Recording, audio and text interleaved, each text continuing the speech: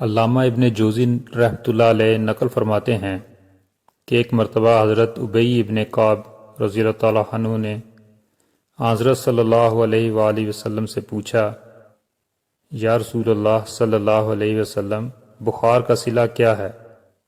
آپ صلی اللہ علیہ وسلم نے فرمایا کہ جب تک بخار کی وجہ سے قدم لڑکھڑاتے رہیں یا نبض تیز چلتی رہے، اس وقت تک اس شخص کے حق میں نیکیاں لکھی جاتی رہتی ہیں۔